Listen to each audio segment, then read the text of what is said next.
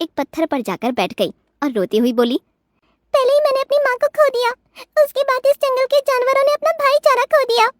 ये सब हुआ उन इंसानों के कारण। कितने मतलबी होते हैं इंसान। छोटी चिड़िया वहीं बैठी बैठी शोक मना रही थी कि तभी वहाँ पर एक बंदर का बच्चा पहुँच गया, जिसको देखकर छोटी चिड़िया घबरा गई। बंदर भैया, मुझे छोड़ दीजिए, मेरे पास आपको देने के लिए कुछ नहीं बचा। डरो मत चिड़िया दीदी, मैं तुम्हें कोई नुकसान नहीं पहुंचाऊंगा। मुझे तुम्हारे बारे में सब पता है। तुमने अपनी माँ को इंसानों के कारण खो दिया।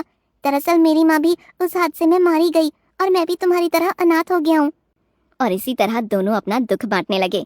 दोनों चाहते थे कि जल्द से जल्द बंदरों और पक्षियों के बीच का झगड़ा खत्म हो जाए कि तभी छोटी चिड़िया को अपनी माँ की एक बात याद आई, जिसको छोटी चिड़िया ने बंदर को बताया।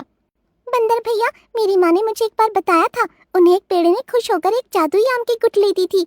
अगर वो हमें मिल जाए तो हम इस जंगल की शांति फिर से ला सकते हैं। पर वो जादुई आम की गुठली अब हमें मिलेगी कहाँ? माँ ने उसका इस्तेमाल सही समय में करने को कहा था और ये कहकर माँ ने उसे यहाँ से थोड़ी दूर एक बड़े पत्थर के नीचे गाड़ दिया था। दोनों जादुई गुठली की तलाश में उस बड़े पत्थर तक पहुँचे। हम यहाँ तक पहुँच तो गए, लेकिन यहाँ की खुदाई करने में हम दोनों ही सक्षम नहीं है। अब हम क्या करेंगे? तभी वहाँ से एक हाथी गुजर रहा था। बंदर ने हाथी को देखकर कहा, ओ हाथी काका, कहाँ जा रहे हो? सुना है मानवों ने इस जंगल के बहुत